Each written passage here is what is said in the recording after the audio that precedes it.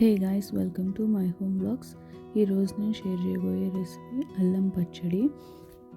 ఇది మనకి టిఫిన్స్లోకి, గారెల్లోకి చాలా టేస్టీగా ఉంటుందండి. దీనిని ఒకసారి మనం చేస్తే మ్యాక్సిమం 1 మంత్ పైనే మనం స్టోర్ చేసుకోవచ్చు.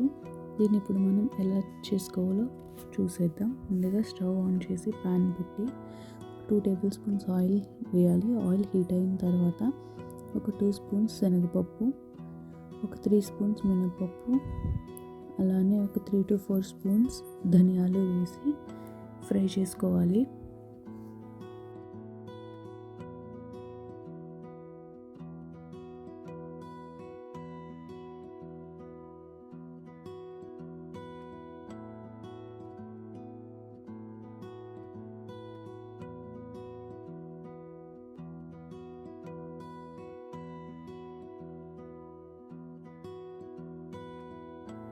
ఇలా మనకి ఈ పోపు మొత్తం ఫ్రై అయిన తర్వాత ముందుగా మనం సన్నగా కట్ చేసి పెట్టుకున్న అల్లం ముక్కల్ని వేసి ఎర్రగా ఫ్రై చేసుకోవాలి. అల్లం అనేది బాగా ఫ్రై అవ్వాలి.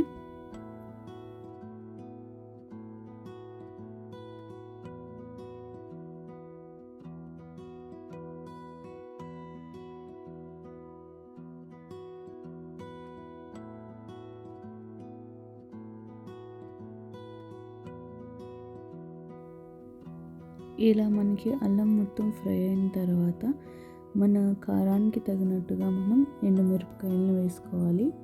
ఇక్కడ నేనైతే 20 తీసుకున్నానండి. ఇలా ఎండుమిరపకాయలు వేసి వాటిని కూడా మనం ఎర్రగా అయ్యేంత వరకు మనం ఫ్రై చేసుకోవాలి.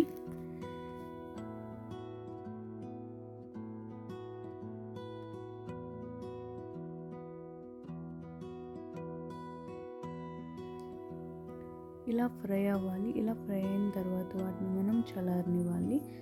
వేడి మొత్తం తగ్గిన తర్వాత వాటిని మనం ఒక మిక్సర్ జార్లోకి వేసుకుని ఫైన్గా మనం పేస్ట్ చేసుకోవాలి. ఇందులో మనం ఇంకా కొన్ని యాడ్ చేసుకోవాలండి. అవేంటంటే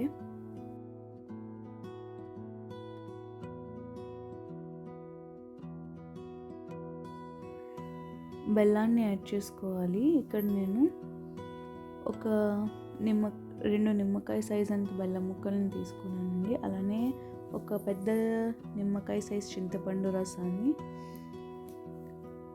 అలానే టేస్ట్కి సరిపడా ఉప్పు, కొద్దిగా పసుపు, అలానే ఒక 1/2 టీ స్పూన్ జీలకర్ర వేసి మనం ఫైన్గా స్మూత్గా పేస్ట్ చేసుకోవాలి.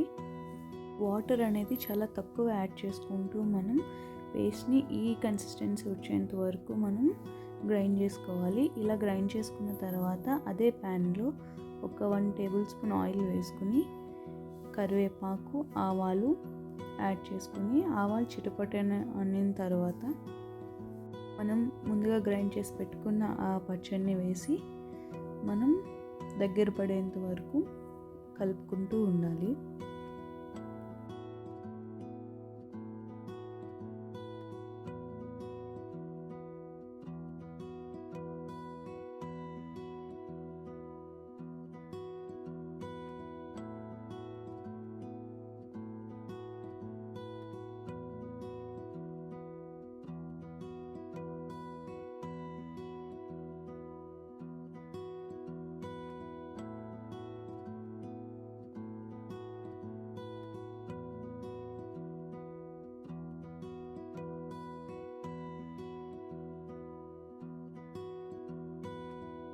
ఇలా మనకి కలుపుకున్నప్పుడు మనకి పచ్చడి మొత్తం దగ్గర పడిన తర్వాత స్టవ్ ఆఫ్ చేసి మనం చల్లారిన తర్వాత ఒక ఎయిర్ టైట్ కంటైనర్లో మనం స్టోర్ చేసుకుంటే మ్యాక్సిమం 1 మంత్ పైనే మనకి నిల్వ ఉంటుందండి. ఫ్రిడ్జ్లో స్టోర్ చేసుకుంటే మనం దీన్ని ఎప్పుడు యూస్ చేసుకోవాలనుకుంటే అప్పుడు మనకి కావాల్సిన కన్సిస్టెన్సీలో వాటర్ మిక్స్ చేసుకుని మనం సర్వ్ చేసుకోవచ్చు.